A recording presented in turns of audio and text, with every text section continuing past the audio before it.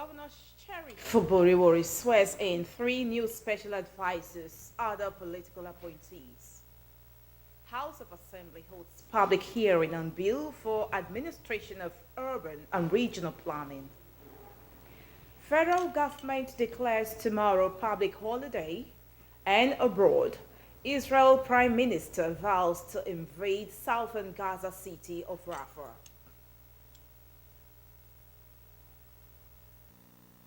A very good evening to you. Thank you for joining us on the Delta Television Main News at 8. Joy Uche Ismail. Governor Sheriff Fuburiwori has sworn in three new special advisors. They are Mr. Austin Ayemidejo, Mr. Sani Jero, and Mr. Emmanuel Osazoa. Ejime Udweme reports.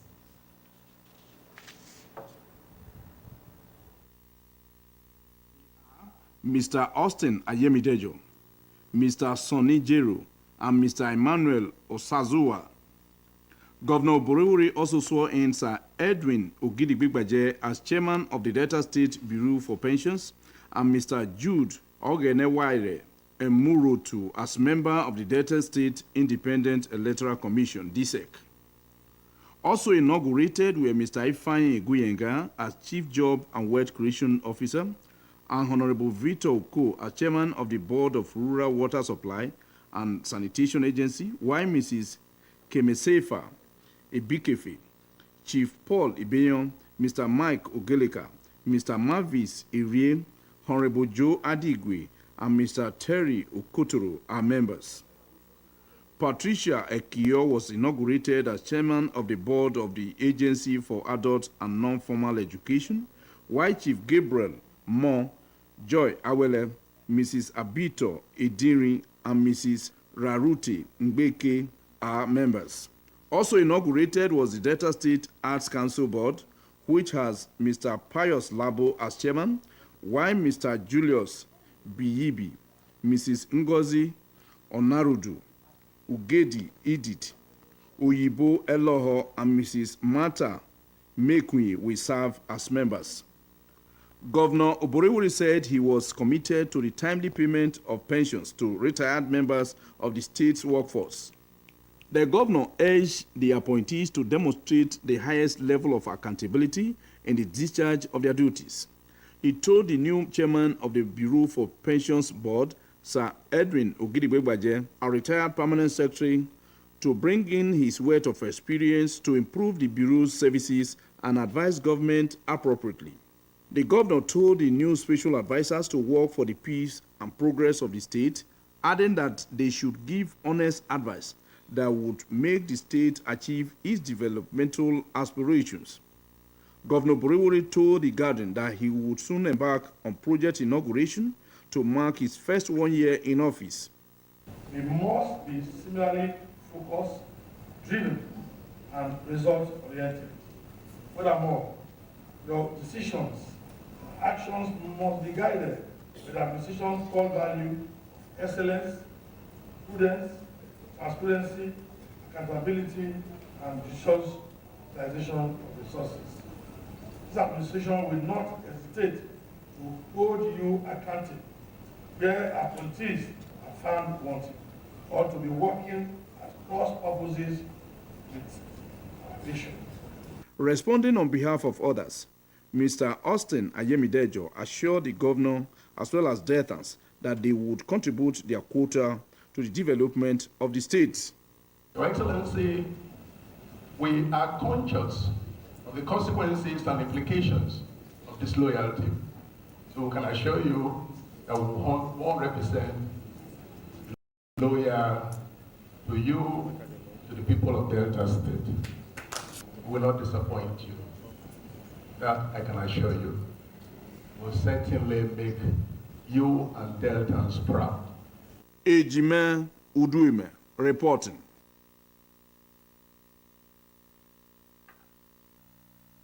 Governor Sheriff Fuburiwori has said that the High Court headquarters building, Asaba, will be ready for inauguration as part of the projects to mark his administration's 1 year in office. Governor Buriwori disclosed this by speaking to journalists during a routine inspection of the project in Asaba. Again, Ejime Udweme reports.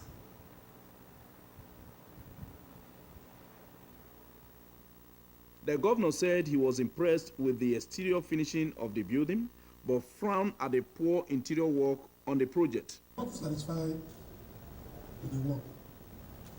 First, the work is not really too good. They have promised that within 2 weeks it will change. And the person in charge of the furnishing has also assured us that in the next 2-3 weeks it will be done. So we are sure that by next month we are going to commission this project. He called on the contractor to ensure proper finishing of the project. He said he was satisfied that the contractor had promised to address all defects before inauguration of the Ginjatic project. On the power interruptions experienced during the inspection, the governor said the structure will be connected to the state's independent power plant, IPP. There must be a synergy between the three arms of government. So on the issue of light, clearly, I've discussed with the CJ to say this project, as beautiful as it is, cannot rely on just normal light, how it will be connected to the IPP. So that will make them function very well. He gave an assurance that he will continue to give attention to the welfare of workers. The 5-story High Court building on completion will house 6 High Courts in Asaba. The edifice has conference halls, chambers, library, Zoom room, computer laboratory, public and private elevators, holding cell for suspects, registry, canteen, car park, among others. Ejime Uduime reporting.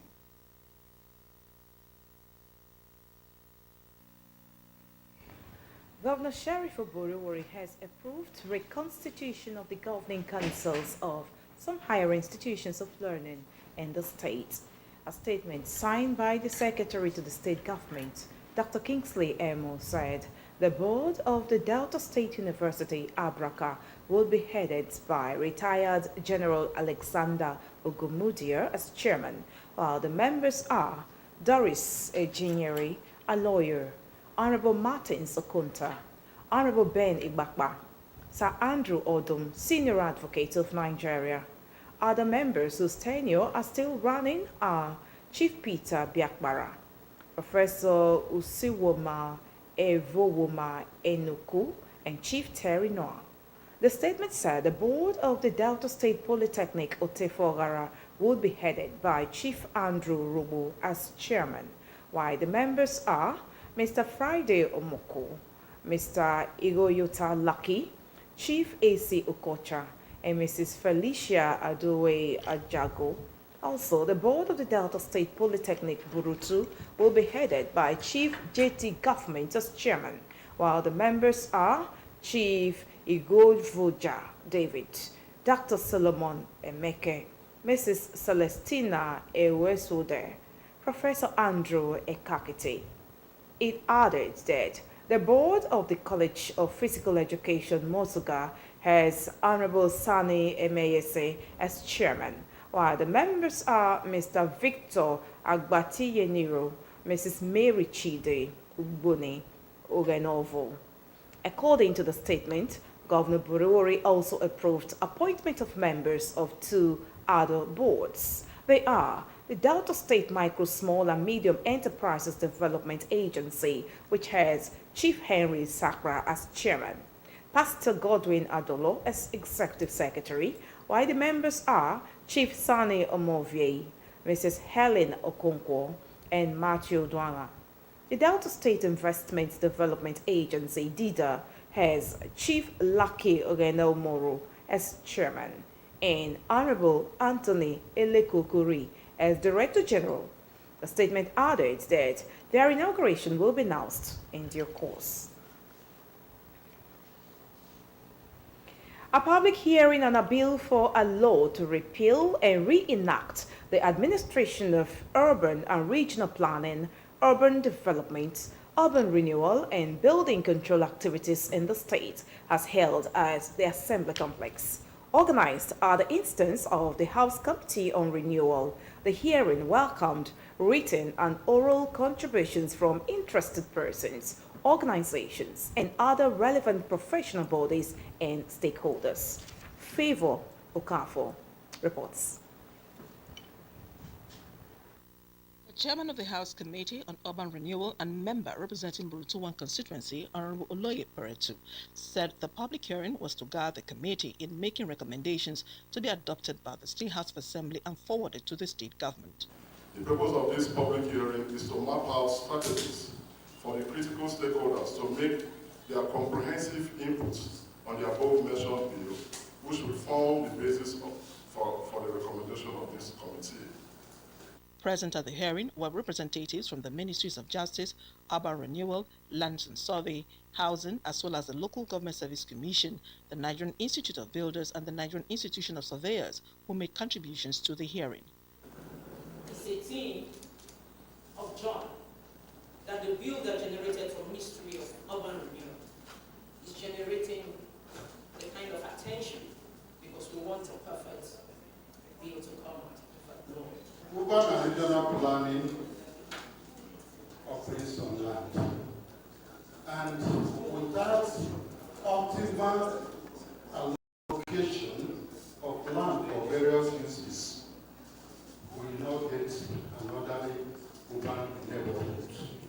Governor Sheriff Oborowori had on April 16th sent a letter to the State House of Assembly read at plenary by the Speaker, the Right Honorable Imomotimi Gwo, seeking approval for a bill to repeal the Urban and Regional Planning Law of 2021 in order to reenact the administration of the urban and regional planning, urban development, urban renewal and building control activities in the state, and also to establish the Urban and Regional Planning Board.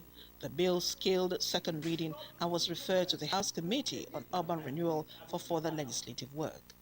Favor Okafor reporting. The State House of Assembly Committee on Education has commended the management of the Delta State University, Abraka, for its ranking among the best universities in the country and for assuring that convocation was done annually in the institution. The chairman of the House Committee, Honorable Charles Emetulu, gave the commendation, while members of the committee visited the institution in continuation of its oversight visits to higher institutions of learning in the state. Henry Osiayo reports.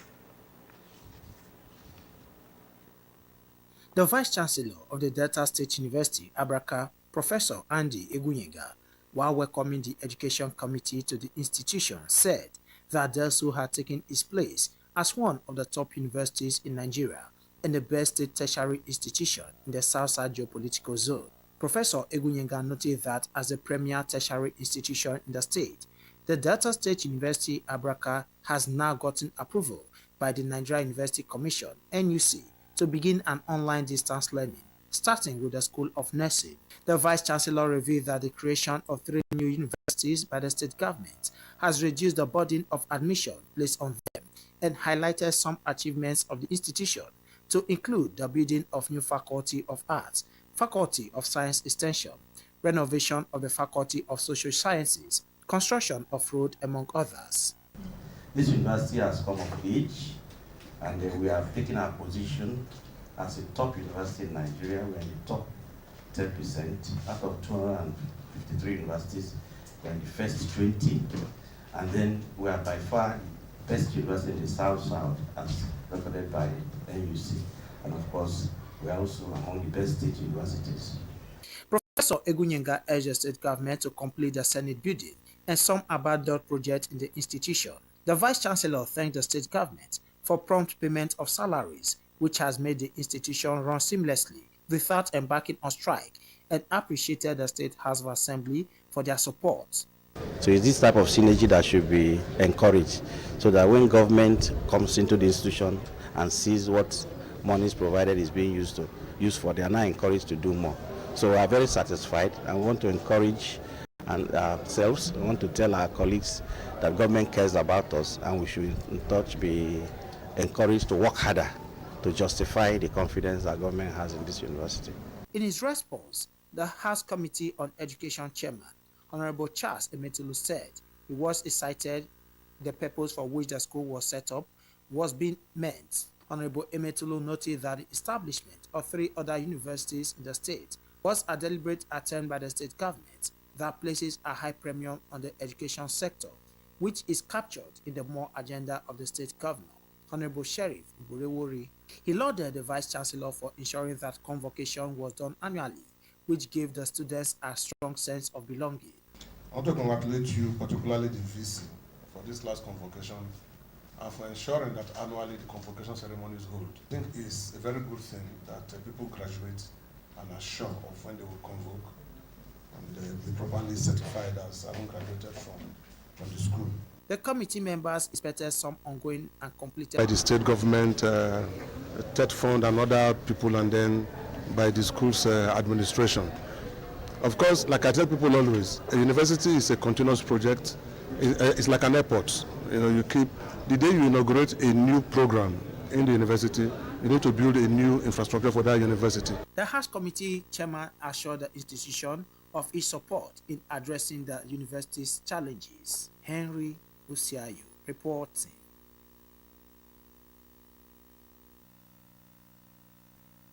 On the people of Emuno and Abi communities to use dialogue to resolve their farmland boundary disputes. The special advisor to the state governor on peace building and conflict resolution, Chief Edwin Uzo, made a call chairing a reconciliatory meeting between the communities and the state government held in Asaba. Henry Onogwa reports.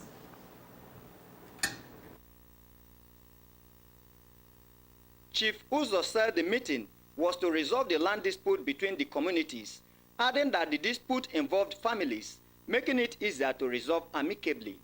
He said government was conscious of the fact that only peace and security could engender growth and development in the communities and the state at large, pointing out that the Governor Sheriff Oborevwori administration would not tolerate anything that would breach the peace in the state. We've taken evidences from all the people we invited, and as a follow-up, we are going to the scene tomorrow to see things ourselves. After that, before we talk of position. Chief Uzo assured both parties that the committee would visit the two communities to carry out critical investigation and coupled with the evidences before her and ensure justice is done in the matter. He charged the people to remain peaceful and obey government's advice, as that was the best way to go. Henry Onogwa reporting.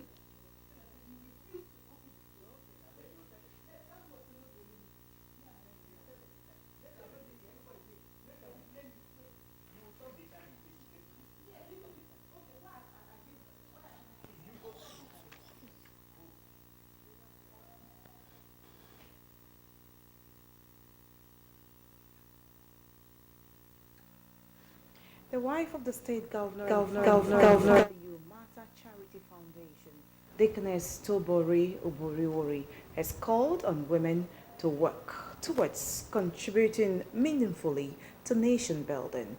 Deaconess Oborevwori made a call when she hosted the Pentecostal Fellowship of Nigeria PFN Women Wing, Warri South Chapter at the Government House, Asaba.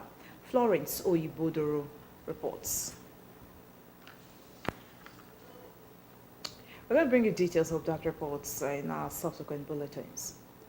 The Delta State Independent Electoral Commission, DCEC, today met in Asaba with the leadership of the registered political parties and other critical stakeholders towards success of the soon-to-be-conducted local government elections.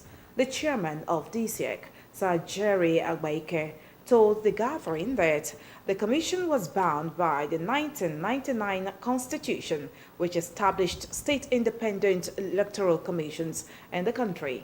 Gloria Utulu reports. Mr. Jerry Agbaike assured the political parties and Deltans that DCEC would provide a level playing field for all contestants in the elections.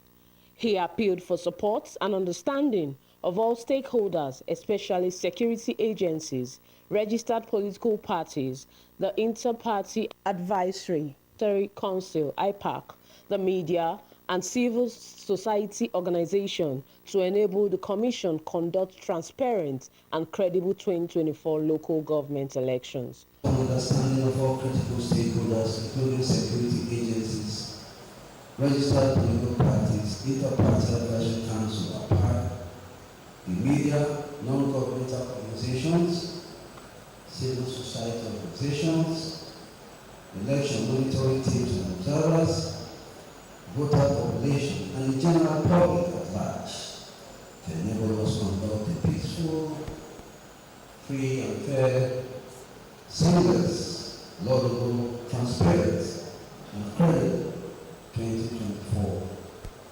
local government elections.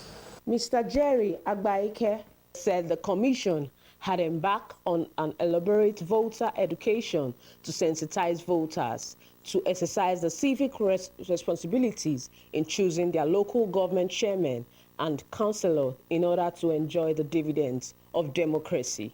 Is embarking on an elaborate voter education campaign to sensitize the voter population in Delta State to exercise their civic responsibilities in choosing their local government chairman, vice chairman, and councillors in order to enjoy the dividends of democracy. In an interview, the Delta State IPAC chairman, Honorable Henry Eze, said the state IPAC would support the Commission to conduct a successful local government elections. If right things are done, we are going to partner with DSEC to make sure that election is being conducted in a free, fair environment. IPAC has many things to do in this election. We have our plans to go into sensitization. We are going around the 25 LG to sensitize to people that this is not a do-or-die affair. It's a family business. Are you getting my point? Cancellation is a family. It's a job within your community. So don't need to fight. That's why we are requesting that the right thing should be done so that we will contest election in a free, fair environment. Honorable Eze advised the Commission to work towards early delivery of voting materials to the voting centers to boost voters' confidence in the elections. Gloria Otolo reporting.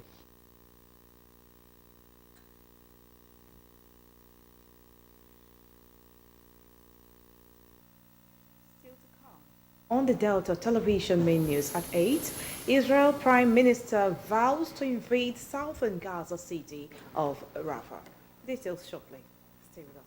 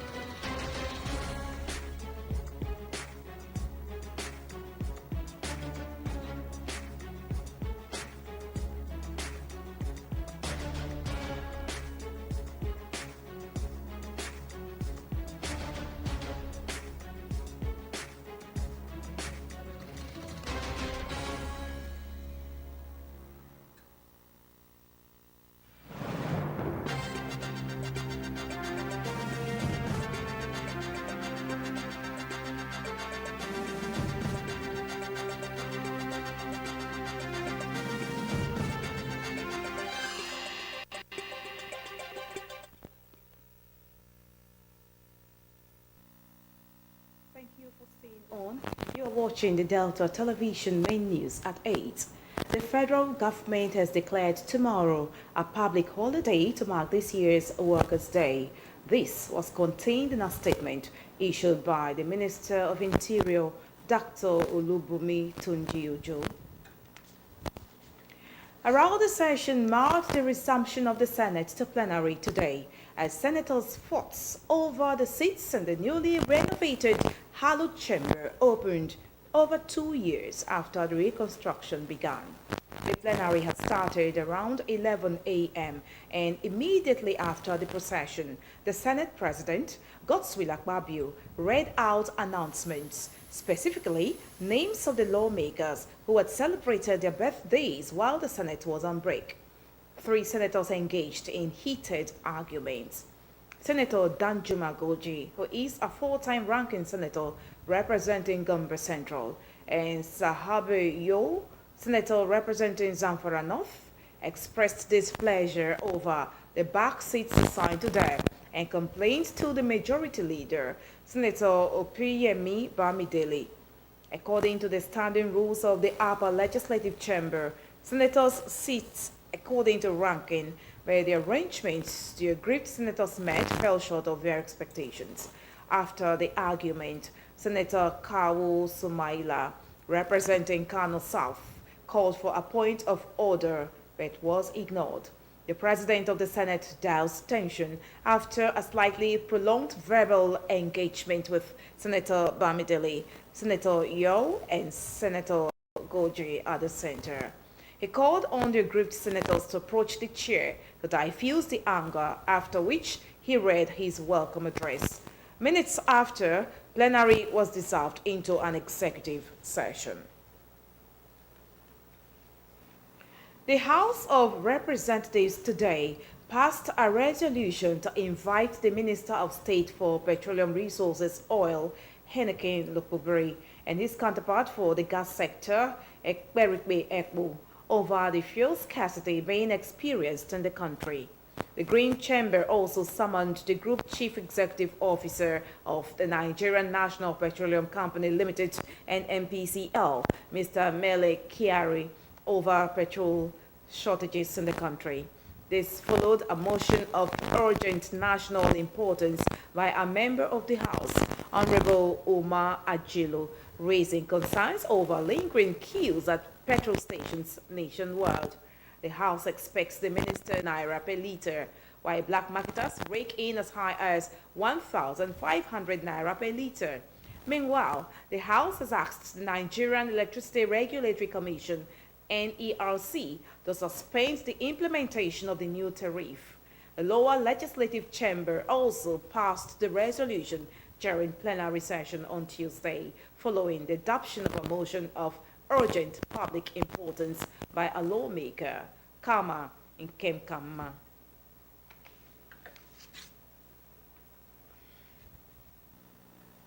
The Independent Petroleum Marketers Association of Nigeria, EPMAN, has threatened to cripple the supply of premium motor spirit, PMS, also known as petrol, over non-payment of 200 billion naira bridging claims. The threat comes following current nationwide scarcity, which has seen prices of premium motor spirit, PMS, also known as petrol, surge to between 610 naira and 800 naira at the pump, and between 1,000 naira and 1,200 naira at black markets. Association's unit chairman and spokesperson, Abadepo Mazi Oliver Okolo, who made the threat, said it was with the backing of the EPMAN's national leadership. He claims that a debt was being owed by the Nigerian Midstream and Downstream Petroleum Regulatory Commission, NMDPRA. In a communique released after a press conference today, Mazi Okolo said NMDPRA failed to pay the 200 billion naira debt despite a directive for payment from the Petroleum Minister, Oil, Henneken Lukuburi. The EPMAN Depot chairman claims that since the directive by the minister in February 2024, only 13 billion naira had been paid to their members, saying that the unpaid claim had crippled their businesses. He blames the Nigerian National Petroleum Company Limited, NNPCL, the sole importer of petroleum products, for the current nationwide petrol scarcity, adding that some of his members have completely shut down their businesses and retrenched their employees. Mazi Okolo also claims that the NNPCL Limited imports the products and supplies to private depots who then sell to them at exorbitant prices of between 820 naira and 950 naira per litre, adding that IPMAN members pay an extra to what with, as it is bound to impact negatively on the masses thereafter. The Nigerian Electricity Regulatory Commission, NERC, in a move to deregulate the meter supply and pricing markets, released an order on the deregulation prices for meters deployed under the Meter Asset Provider MAP scheme. According to the order, the Commission said the move was necessitated after MAPs and other operators requested a further review of meter prices in consideration of the significant changes in foreign exchange and inflation rates since the last price review in September 2023. It said significant changes in these macroeconomic variables had constrained the abilities of meter providers to supply meters at the approved regulated price. As a result, NEC said it has henceforth deregulated the pricing of meters deployed under the MAP scheme. It said all MAP permit holders are henceforth eligible to provide services and transact for the provision of meters and metering services with any DISCO in the Federal Republic of Nigeria with their existing permits. The global scene is next as we join our World News Desk. Benjamin Netanyahu has said Israel will launch an invasion of the southern Gaza city of Rafah, regardless of truce talks with Hamas. It comes amid ongoing attempts to try to reach an agreement for a ceasefire and hostage releases. But at a meeting of hostages' relatives, Mr. Netanyahu said he would invade with or without a deal. His comments followed renewed warnings by the United States against a Rafah invasion unless civilians were properly protected. A White House statement said Mr. Netanyahu and U.S. President Joe Biden had a phone call on Sunday where Mr. Biden reiterated his clear position on Rafah. Mr. Biden has previously described an invasion of Rafah as a red line. More than half of Gaza's 2.5 million population is in Rafah, having fled there to escape fighting in other parts of the territory. Conditions in the overcrowded cities are there, and displaced people there have spoken of a lack of food, water, and medication. The West Bank-based Palestinian President Mahmoud Abbas said yesterday that an invasion of Rafah would be the biggest catastrophe in the Palestinian People territory. Zimbabweans will start using fresh banknotes and coins today as the country rolls out its third currency in a decade. The currency, of which a digital version was launched earlier this month, is the latest attempt to control soaring inflation in the country. But there are signs that the Zimbabwe gold, or ZiG, is already facing problems. A digital version has lost a quarter of its value against the US dollar on the black market. The ZiG is backed by gold and foreign currency reserves to help maintain its value. The highest denomination of ZiG available is the 200 ZiG note, which is worth about $15. Individuals will be allowed to withdraw a maximum of 3,000 ZiG and companies 30,000 ZiG per week. There are no limits of cash withdrawals for the parliament, courts, and international organizations. Kenya's President William Ruto has called for a special cabinet meeting to discuss the ongoing flooding crisis in the country. A government spokesperson, Mr. Isaac Mwaura, said about 169 people have been killed in the floods that have devastated Kenya over the last month. He added that the death toll includes 45 people who died early yesterday morning after their villages were swept away near Mai Mahiu, about 60 kilometers from the capital, Nairobi. However, the Kenya Red Cross says 50 people were killed in the incident. President Ruto, in an interview, defended his government's flood response, following criticism from county governments that it was slow. Mr. Ruto said the cabinet meeting today discussed additional measures on flood mitigation. Asked if there are immediate plans to declare the flooding a national disaster, President Ruto said his priority was to provide the required resources to the affected areas. The government has delayed the opening of schools across the country, with more rain expected. More than 130,000 people have been displaced by the floods, with many people taking shelters in school.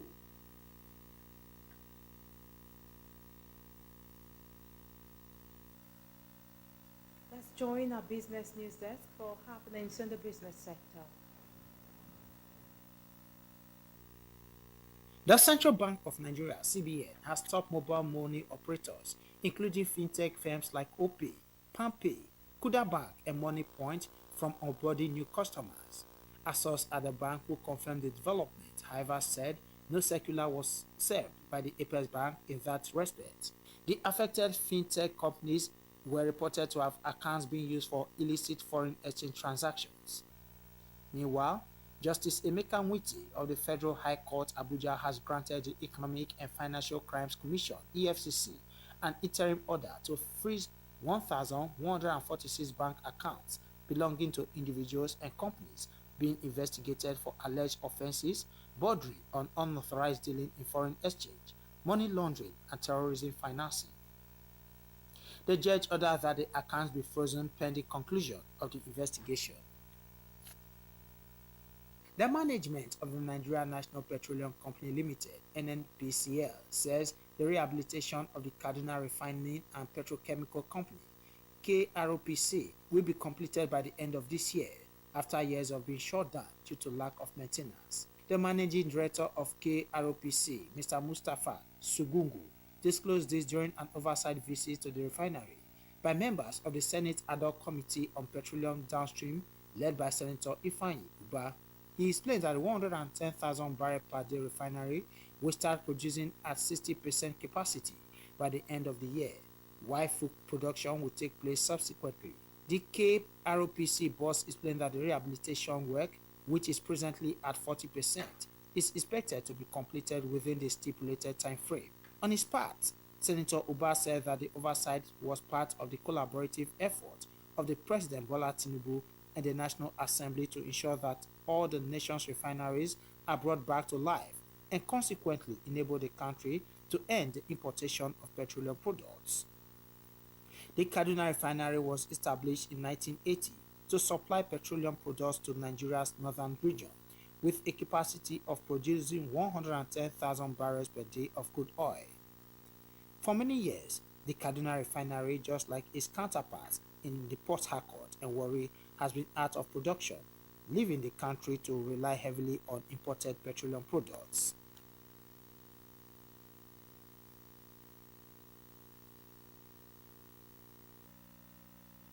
The Nigerian international goalkeeper Chiamaka Nnadozie has etched her name in the history books by becoming the first African and Nigerian player to be crowned the best goalkeeper in the French D1 Akima Women's League. A 23-year-old shotstopper's remarkable achievements this season, including her penalty-saving heroics, cemented her status as one of the best goalkeepers in the world.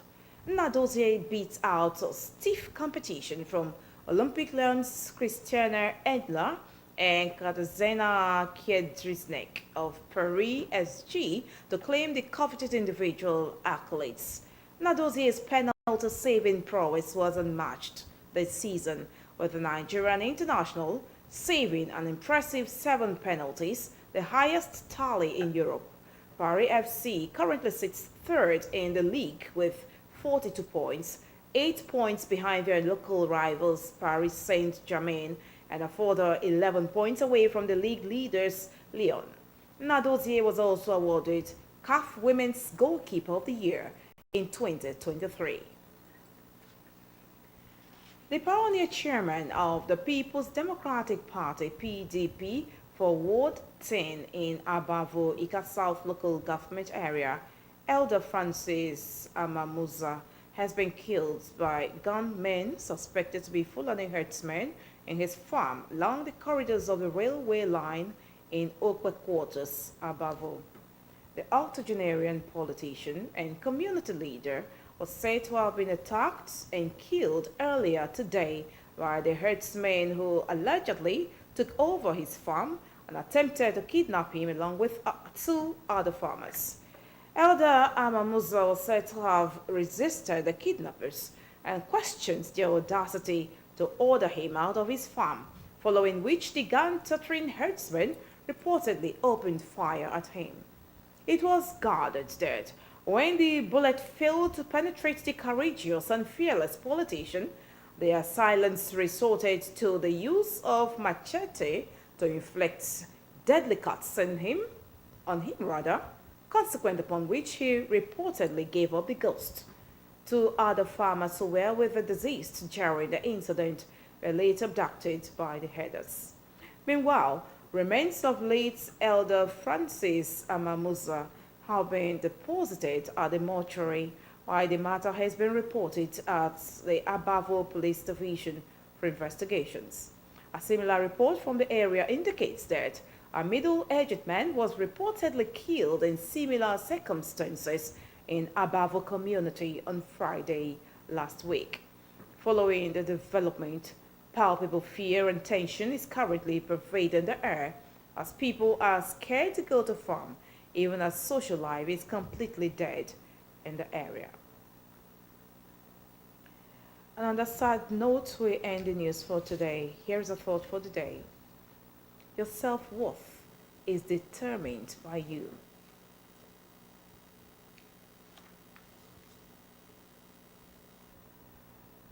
And now to end the Delta Television main news, here are the highlights. Governor Sheriff Oboriwori has sworn in 3 new special advisors. They are Mr. Austin Ayemidejo, Mr. Sani Jero, and Mr. Emmanuel Osazua. A public hearing on a bill for a law to repeal and reenact the administration of urban and regional planning, urban development, urban renewal, and building control activities in the state as held at the Assembly Complex. Organized at the instance of the House Committee on Renewal, the hearing welcomed written and oral contributions from interested persons, organizations, and other relevant professional bodies and stakeholders. The federal government has declared tomorrow a public holiday to mark this year's Workers' Day. And from abroad, we did report the Prime Minister Benjamin Netanyahu has said Israel will launch an invasion of the southern Gaza city of Rafah, regardless of truce talks with Hamas. It comes amid ongoing attempts to try to reach an agreement for ceasefire and hostage releases. And that's our news. Thank you so much for watching. On behalf of the entire news crew, Joy Ucheyi is my name. Good night.